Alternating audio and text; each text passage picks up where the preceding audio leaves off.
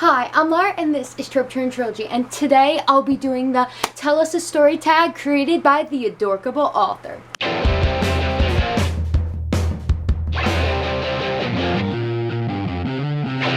So I was also tagged by the adorable author to do this tag, so I will link her really fun video about her first family dog down below. Now you may be wondering, Lara, there's stitches in your head. So I thought it'd be appropriate, since my story is about cows, to make this the video where I also explain why I have stitches. That's because our neighbor's cows got out, and so me and my dad went to help. It was dark outside, so we only had a couple flashlights. He took the massive, amazing flashlight, and I got a dinky, crappy one that didn't really illuminate that well. So we were helping them bring the cows in. We weren't even really necessary because there were so many people already there.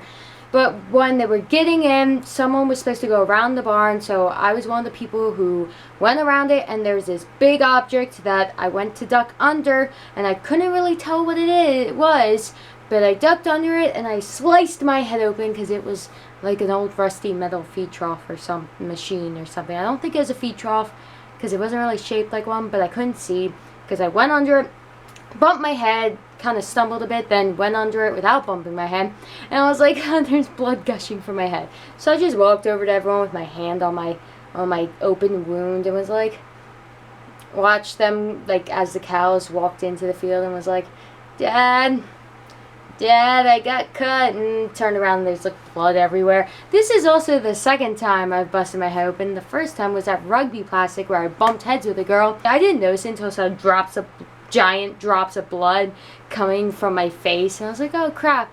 And that's this scar here where my eyebrow looks weird. Fun fact, I was gonna start my channel September of, I think, 2016, my college year, but then I split my head open, so I was like, I'll wait till after I get the stitches out to film videos and start my channel. So the scar was fresher in my first video. And another fun fact, my second video, my review for An Ember in the Ashes, is the only picture of me without the scar because I took the thumbnail before I split my face open. So fun facts. Also though, this is the only time I've ever gotten injured from a cow, and these are the only 2 times I've ever gotten stitches. I got 11 here, I have 8 here. So I don't know why. Apparently their cows were bad luck. Their farm has much more dangerous objects because I've never needed stitches at my own farm. Anyway, let's get to my story. So we had a cow who had gotten pink eye so bad that she was blind. Now this is really bad, and we tried to avoid it at all costs, but she was blind in both eyes. However, it wasn't too late because she could get her sight back. We just had to give her specific feed with medicine in it so her eyes would clear up. But unfortunately, the cow was down in the pasture with the other cows, and she was grazing grass. We couldn't get feed to her because she wouldn't be able to see it. The other cows would probably beat her to it. It was just not good chances. So me, my dad, and my older sister went down to the cow field to bring the cow in. Generally, bringing in a large group of cows is easier than one cow because one cow will constantly try to break past you and get back to the herd because they're herd animals. Bringing in the cows, you want to stand where their arms are, and you want to make yourself look big. You spread your arms out so they don't come towards you, and while sometimes you might want to be more calm and quiet not to startle them, other times you might want to be loud so they don't charge at you when that's the last ditch effort. So we were bringing this cow in, but she was blind, which means we couldn't make ourselves look big, which means we had to constantly yell and make noises to get her to move, which sort of worked, except another caveat about her being blind is she couldn't see the fences, which means she would run full speed into the barbed wire electric fences and just break through them because they were only one wire, and generally you can break through them. I've ran into them many times. I didn't break them before, but the electric current isn't sharp enough to actually like do real damage. It's just kind of a don't want to touch that. So she just completely ran through them. So It was very difficult. Me, my dad, and my sister were constantly chasing her. We would get her close to the barn, and then she turned around, and at one point I fell backwards onto the wire as she jumped on it, and she almost hit, and she was like this close to me, and it was crazy, and it wasn't particularly safe. So then she ran up the wrong way in the field, and we had to run around the pond to cut her off.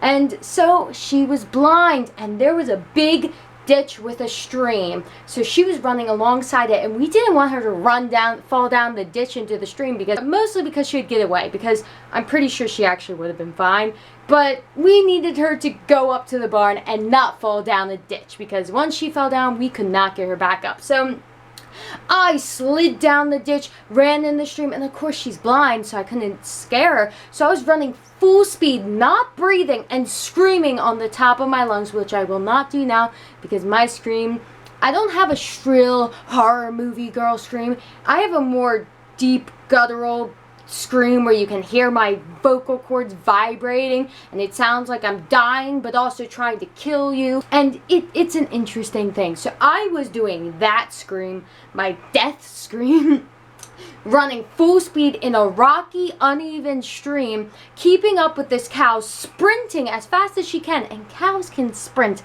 pretty fast, might I add, and they're pretty good on different terrains, as fast as she can down, and I just kept going and going until she finally turned away from the stream, and I could stop doing that because that was terrible. And after all of that, after all the running, she ended up going past the barn again in the other direction through multiple fences. And so we turned her around, and then she started bolting back away towards another stream with a ditch. So we had to desperately sprint past her and cut her off, screaming so she could know we were there, which means we couldn't breathe as much as you need to when you're running, and then turned her around. But then she ended up running towards another stream, and she ran straight off the edge and went, "Whoa!" and fell into the stream. But that didn't stop her for one moment. Instead, she just kept running. And me, my dad, and my sister just looked at each other and laughed at how ridiculous the situation was. And because we were tired and we were kind of mad at the cows, so we were like, oh, at least she screamed a bit, scared. So, and we gave up for the first day. The second day, we went right back down there and continued chasing her through the fences until my dad had an idea. We hadn't been chasing her as long, and my dad realized this wasn't quite working out. So he went up to the barn and got a tractor. So I was standing in the barn lot, and my sister was standing along one of the fences so that we could sort of guard where the cow went. And my dad drove down with the loud engine tractor, and he went up behind the cow, and I was just standing there watching him as his tractor weaved around like this, with the cow running and screaming with a giant tractor chasing her. So she would run along the fence, and this time she didn't run through it, she kind of just grazed it, so she's like, oh, don't want to hit that. And it was a sight to see, a tractor awkwardly weaving as fast as it can through a field as a cow goes, tractor! And so finally he got the cow up the hill to the barn lot, and so she ran straight towards the gate that we wanted to get her in, and immediately turned around. And so the tractor was here, the cow was here, and there was a fence here, and a tiny gap between the tractor and fence. And I was right here. So the cow turned around and sprinted right at me, and I didn't run. Instead, I ran towards the cow, screaming my death scream as loud as I could, hoping that the cow wouldn't crush me to death. And she turned around and jumped over the fence and into, luckily, another pen that we were just like, yes, keep her there. Close all the fences, and we were able to give her her medicine, and she was able to see again, and she never thanked us. She still didn't really like us, but she could see again, so win. So I didn't really script this video, so the story probably could have been worded better, but the reason I think this is a good story is because, one, it's about something that most people aren't used to, and it's a fairly entertaining topic.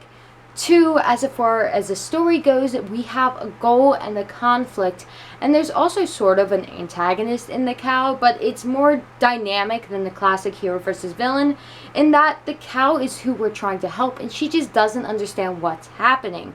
And so the conflict is also kind of ridiculous and a bit funny, but also there is actual stakes, and it shows a lot of trials and failures. The fact that we couldn't even get her in the first day, and even when I ran in the stream yelling as loud as I could, as fast as I could, she just went past where we needed her to go, and it didn't necessarily work. So it shows trial and error, failure and work, and it has stakes. And it also shows how we persevered. We came back the next day and we had a new idea. There was a new solution that worked. And then finally there was sort of a climax where the cow turned around and almost ran me over, where there were actual stakes, because if you get run over by a cow, there's a good chance you will be dead. Now, I've been hit by a cow before, but luckily the cow sort of hit me here and I flew like 10 feet in the air, so I was perfectly fine. I landed in the grass and the cow just kept going. But if the cow goes on top of you, then the momentum of that full speed Holstein's gonna crush you.